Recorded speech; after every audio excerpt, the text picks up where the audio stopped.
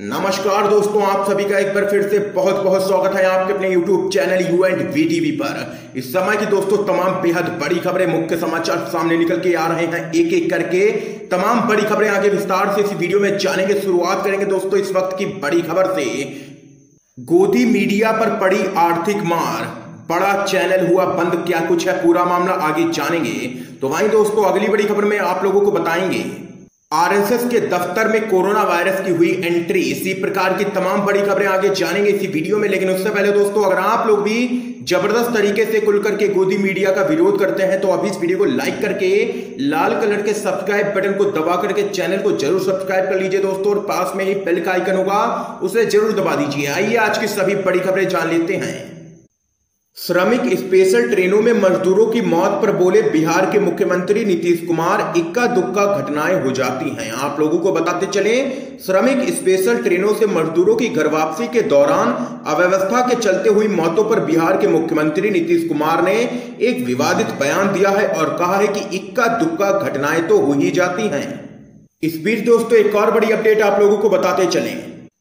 शाहीन बाग में एक बार फिर से सीएए एनआरसी के विरोध में धरना शुरू करने पहुंची महिलाएं, तो पुलिस भी हो गई अलर्ट। आप लोगों को बताते चले, कोरोना संकट के बीच दिल्ली में एक बार फिर से बड़े स्तर पर सीएए एनआरसी के खिलाफ धरना प्रदर्शन शुरू हो सकते हैं। दिल्ली पुलिस को ऐसा अलर्ट मिला है, लेकिन दिल्ली पुलिस अलर्ट मिलने के बाद जब तक कोई बड़ा कदम उठाती, शाहीन बाग की कुछ महिलाएं फिर से सीएए एनआरसी के खिलाफ धरना शुरू करने वहां पर पहुंच गई। पुलिस को सूचना मिली तो वो भी मौके पर आ गई। थोड़ी देर के बाद ही महिलाओं को समझा बुझाकर वापस भेज दिया गया। इस बीच दोस्तों एक और बड़ी अपडेट सामने निकल के आ रही है। 30 जून की आधी रात से बंद हो जाएगा दिल्ली आज तक। जी हां दोस्तों, आप लोगों को बताते चले, टीवी टुडे ग्रुप यानी कि आज तक न्यूज चैनल चलाने वाली कंपनी के senior vice president K R Arora की तरफ से एक पत्र जारी किया गया है। यह पत्र दिल्ली एनसीआर के सभी डीपीओज के नाम से है। पत्र 30 मई 2020 को जारी किया गया है। इसमें कहा गया है कि 30 जून की आधी रात से दिल्ली आज तक चैनल को बंद किया जा रहा है। दरअसल दोस्तों आप लोगों को रिपोर्ट के अनुसार बताते चले, दिल्ली आज तक चैनल रेवेन्यू के मामले में लगातार पिटता रहा है। इस चैनल से लाभ की बजाय लगातार नुकसान हो रहा था, इसलिए प्रबंधन ने इसे बंद करने का यहां पर फैसला किया है। तो वहीं दोस्तों एक और बड़ी खबर आप लोगों को बताते चले, अमित शाह बिहार में करेंगे डिजिटल रैली। तेजस्वी यादव बोले, चुनाव की चिंता है गरीबों की नहीं। आप लोगों को बताते चले, केंद्रीय गृह मंत्री अमित शाह इस साल के अंत में प्रस्तावित बिहार विधानसभा चुनाव का शंखनाद 9 जून को बिहार में डिजिटल रैली के साथ करेंगे। विपक्षी दल आरजेडी ने शाह की रैली पर सवाल उठाए हैं। अमित शाह की इस प्रस्तावित डिजिटल रैली पर हमला करते हुए आरजेडी के नेता और नेता प्रतिपक्ष तेजस्वी यादव ने बीजेपी पर तंज कसा है। तेजस्वी यादव ने कहा है कि देश में महामारी फैली हुई है और बीजेपी को चुनावों की चिंता है। तेजस्वी यादव ने कहा है कि 9 जून को उनकी पार्टी अमित शाह के डिजिटल रैली का विरोध अपने तरीके से करेगी। तेजस्वी यादव ने आगे कहा है कि बिहार में महामारी फैली हुई है, लेकिन ऐसे माहौल में भी बीजेपी को चुनावों की चिंता है। बीजेपी पहली ऐसी पार्टी है कि 9 जून को बिहार में भूख, हत्या और गरीबी से हुई मौत का जश्न मनाएगी। इस दिन हम बीजेपी के इस कार्यक्रम का जमकर के विरोध करेंगे, ये यहां पर कहना है आरजेडी के नेता तेजस्वी यादव का। फिलहाल दोस्तों एक और बड़ी खबर जान लेते हैं। आरएसएस के दफ्तर में हुई कोरोना वायरस की एंट्री, सहप्रचार प्रमुख और कुक वायरस से संक्रमित। दरअसल आप लोगों को बताते चले, दिल्ली स्थित आरएसएस के दफ्तर में भी कोरोना वायरस की एंट्री हो चुकी है। संघ के सहप्रचार प्रमुख डॉक्टर सुनील अंबेडकर और डॉक्टर योगेंद्र कोरोना वायरस से संक्रमित पाए गए हैं। उनके अलावा 2 बावर्ची भी कोरोना की चपेट में आ गए हैं। डॉक्टर अंबेडकर का इलाज सफदरगंज हॉस्पिटल में चल रहा है। कोरोना के मामले सामने आने के बाद उदासीन आश्रम, जो फिलहाल दिल्ली में संघ का दफ्तर है, उसे सैनिटाइज किया जा रहा है। तो वहीं केंद्र सरकार के मंत्रालय के दफ्तरों में भी कोरोना के मामले लगातार बढ़ते ही जा रहे हैं। तो यहाँ पर दोस्तों देख सकते हैं कि आरएसएस के दफ्तर में हो चुकी है कोरोना वायरस की एंट्री। फिलहाल एक और बड़ी अपडेट आप लोगों को दोस्तों बताते चले, अमेरिका ने चीनी एयरलाइंस के देश में उड़ान भरने पर लगाई रोक। 16 जून से नहीं हो पाएगी यात्रा। दरअसल दोस्तों आप लोगों को बताते चले, कोरोना महामारी को लेकर अमेरिका और चीन के बीच रिश्तों में खटास लगातार बढ़ती जा रही है। ट्रंप प्रशासन ने चीनी एयरलाइंस को अमेरिका में उड़ान भरने से रोक दिया है। इससे दोनों देशों के बीच व्यापार और यात्रा संबंधित तनाव और भी बढ़ सकता है। अमेरिका के परिवहन मंत्रालय ने कहा है कि उसने 16 जून से चीनी एयरलाइंस की सभी यात्री उड़ानों को रोकने का फैसला किया है। इसके बाद दोनों तरफ से किसी भी तरह की हवाई यात्रा नहीं हो पाएगी। ये यहाँ पर अमेरिका ने लिया है बड़ा फैसला। इस बीच दोस्तों एक और बड़ी अपडेट आप लोगों को बताते चलें।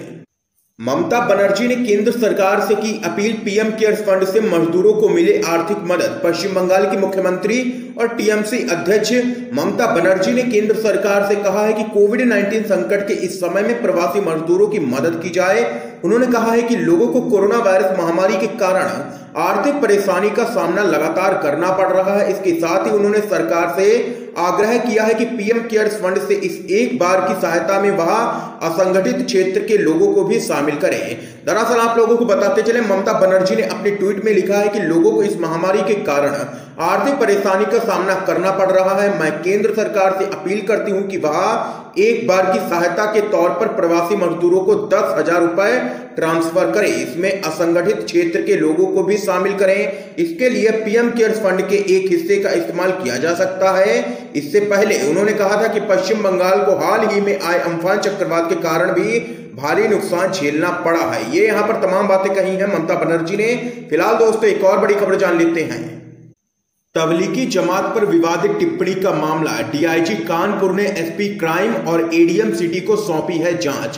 कानपुर वायरल वीडियो मामले में एसपी क्राइम और एडीएम सिटी को जांच करने के निर्देश दिए गए हैं। उधर मेडिकल कॉलेज की प्राचार्य आरती लालचंदानी मोबाइल बंद करके अपने कार्यालय से नदारद हैं और उनके कार्यालय में भी सन्नाटा पसरा हुआ है। आप लोगों को बताते चले, इस मामले में एक तरफ कई संगठन और लोग विरोध कर रहे हैं, तो वहीं मेडिकल कॉलेज प्राचार्य ने एक वीडियो जारी किया है जिसमें उन्होंने कहा है कि उन्हें मुस्लिम धर्म गुरुओं ने माफ कर दिया है। तो यहां पर दोस्तों देख सकते हैं कि तबलीगी जमात पर विवादित टिप्पणी का मामला, डीआईजी कानपुर ने एसपी क्राइम और एडीएम सिटी को सौंपी है जांच। फिलहाल दोस्तों एक और बड़ी अपडेट आप लोगों को बताते चलें। सरकार पुष्टि कर सकती है कि कोई चीनी सैनिक भारतीय सीमा में दाखिल नहीं हुआ है, ये कहना है राहुल गांधी का। कांग्रेस के पूर्व अध्यक्ष राहुल गांधी ने लद्दाख में चीनी सैनिकों की कथित घुसपैठ से जुड़ी खबरों की पृष्ठभूमि में सवाल किया है कि क्या सरकार इसकी पुष्टि कर सकती है कि चीन का कोई सैनिक भारतीय सीमा में दाखिल नहीं हुआ है। उन्होंने एक खबर का हवाला देते हुए ट्वीट किया, क्या भारत सरकार इसकी पुष्टि कर सकती है कि चीन का कोई सैनिक भारतीय सीमा में दाखिल नहीं हुआ है। ये यहाँ पर ट्वीट करते हुए प्रश्न पूछा है राहुल गांधी ने केंद्र की नरेंद्र मोदी सरकार से। तो वहीं दोस्तों एक और बड़ी अपडेट आप लोगों को बताते चले। मस्जिदें खुलने से पहले असदुद्दीन ओवैसी ने मुस्लिमों से की खास अपील। आप लोगों को बताते चले, कोरोना वायरस लॉकडाउन में मिली ढील और अनलॉक एक प्लान के तहत 8 जून से देश भर में धार्मिक स्थलों को खोलने का ऐलान किया गया है। ऐसे में एआईएमआईएम के चीफ और लोकसभा के सांसद ओवैसी ने मस्जिदों को खोलने के संबंध में एक अपील की है। उनका कहना है कि अब जब मस्जिदें खुलने वाली हैं तो मुस्लिम समुदाय के लोगों और मस्जिदों के मुफ्तियों को कोरोना वायरस के बीच जीने के लिए नई आदतें अपना लेनी चाहिए और नए नियम बनाने चाहिए। ओवैसी ने ट्विटर पर अपनी बातें रखी हैं। उन्होंने कहा है कि मस्जिदों के मुफ्तियों को चाहिए कि कोरोना वायरस के दौर में वो नमाजियों के लिए नए नियम बनाएं। उन्होंने ट्वीट में लिखा है कि यह वायरस कहीं भी नहीं जा रहा है, ऐसे में हमें यह तय करना होगा कि हम 8 जून से खुल रहे धार्मिक स्थलों पर जरूरी बचाव करें। मैंने मुस्लिमों और खासकर मुफ्तियों से ये कुछ नियमों का पालन करने की दरख्वास्त की है। मस्जिदों से कालीन हटा ली जाए और लोग फर्श पर ही नमाज पढ़ें।